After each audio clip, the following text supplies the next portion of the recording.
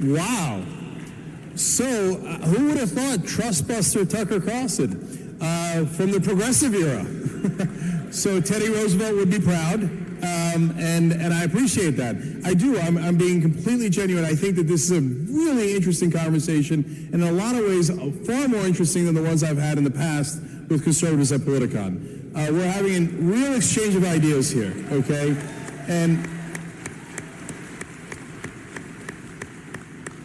And so if you say there's too much power in corporate America, you are 100% right. And in terms of, and that is why I was opposed to TPP, and that's one of the few things that Trump has done that is good, maybe for the wrong reasons, but it's okay, I'll take it. Even when he wants to compliment Trump, he has to come back with a backhanded slap against him. Cenk. We allowed corporations to write that pact. That's insane. And for a long time, we didn't even let our representatives see it. They're like, no, the corporations are writing it. Piss off.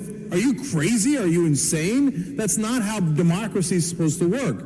So I like that, but I'm curious. I want to delve into the issue of money out of politics a little bit more. So you seem concerned about corporate power. You said limiting people's right to speak would be problematic. I don't think so. I'll explain why, because I don't think it's really an unfair burden on the right to speak. But how about corporations? Do you think corporations should have the right to spend unlimited money in politics?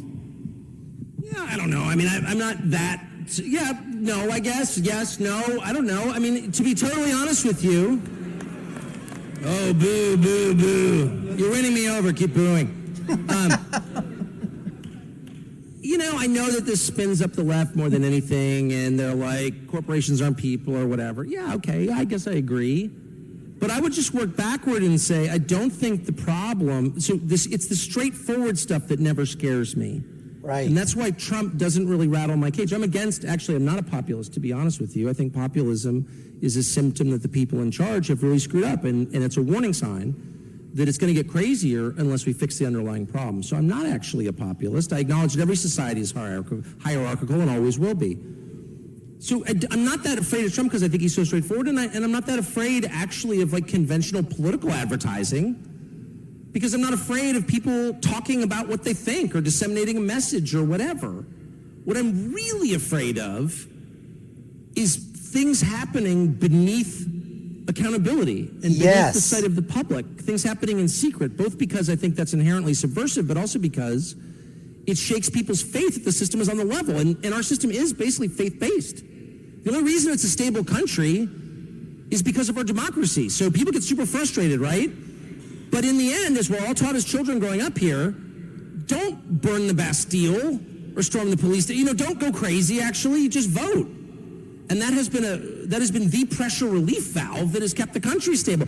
If all of a sudden people come to believe the system is rigged, then you're toast. And the reason I'm kind of not giving you a straight answer on the corporate stuff is because I am deeply, more than anything, my main concern right now is speech.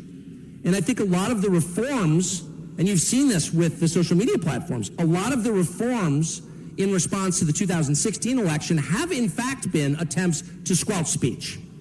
And so I'm worried about campaign finance reform. I mean, I'm not worried about it, I'm for it, I guess, but I'm hyper vigilant about the people writing the laws, writing them in such a way that any American won't have the right to express his or her political views. That we have to walk backward from that, okay? So like whenever you're trying to figure out like what's the wise course, you need to keep in your mind's eye, in the crosshairs, what is the goal?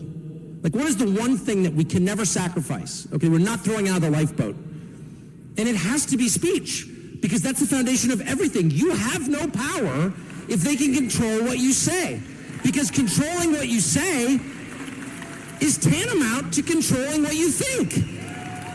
And so we need to be totally paranoid about that. In fact, more paranoid than ever, because it turned out the people we relied upon to fight that fight for us, folks like the ACLU, have completely gone over to the other side. And all of a sudden they're like, well, actually, some speech is so horrendous that like decent people won't allow it. And my first thought was, well, who are the decent people exactly, and what are the criteria they're using to determine what's acceptable or not? Like, this whole road is not a road we ever even want to venture on. You don't get to decide what I think, period. There's no circumstance under which you can say what I'm allowed to think, period. And all of a sudden you have people being like, well, but what if it's really heinous? I don't care. You don't get to define heinousness, pal. Only I can define it. And you can't stop me. And that's what makes this a unique country in the world. It's not a market economy. It's not our justice system. It's not our interstate highway system. It's speech. We're the only country that has it, and we're on the cusp of getting rid of it. Once again, folks, I just have to reiterate on my analysis of looking over these debates is that once again, the whole idea of the debate, yeah, you want to win the debate, you want to hopefully get in a couple of zingers, you want to get a couple of gotcha moments, but in the end, you also want to go ahead out there and let people know where you stand on that position and then give examples of why you stand on those positions. Not just a yes or no question. So, for example, in this whole thing here, I have to give, as far as winning the debate on points, there was no technical knockout so far here, but on points in rounds, this is part 5, Tucker is winning. I mean, I think right now it'd be probably, 3-2 or 4-1 in Tucker's favor, basically in just terms of winning the points. But what's happening is that Cenk is asking the questions, wanting Tucker to elicit his, and I don't know if that's because he really, doesn't he know Tucker's where his stances are? You just watch Tucker, read his books, you know where he stands on most of the issues. So I don't know if this was a tactic that Cenk was using, as I said before, just to try to get a gotcha moment, or hopefully that, Tucker would step in it or whatever. But the thing is that Cenk goes, money in politics, it's corporations are evil. Oh, what do you think? And, so it's like, 2 5-second answer, 6-second, 10-second, 15-second, a minute answer. And then Tucker gets like 7, 8, 9 minutes to talk. And he basically lists the reasons why he feels the way that he does. And in essence, he's talking about absolute freedom of speech. You don't get to decide what my speech is. I don't get to decide what your speech is, but I will defend to the death your right to say what it is that you want to say. Because the whole idea of protected speech is that you want to protect the speech of the other person, thing that's so vile, so reprehensive, that you can't stand it at all, that you hate, that it's completely garbage, that really ticks and pisses you off so much. But you still can say that you have a right to say that. Otherwise, we don't have a society, folks. We don't have a democracy. We don't have a republic. We don't have a country. We don't have anything. That's what makes us, the United States of America, the most unique country in the history of civilization, and will always continue to be, because of our freedom of speech.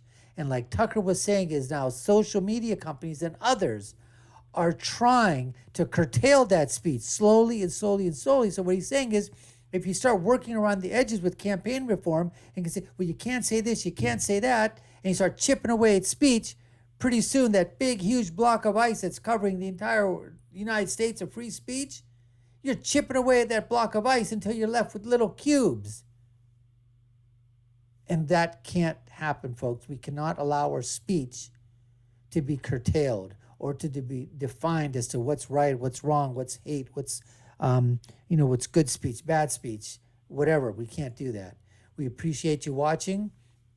As I said before, this was part 5 of the politicon debate between Tucker Carlson and Cenk Uygur.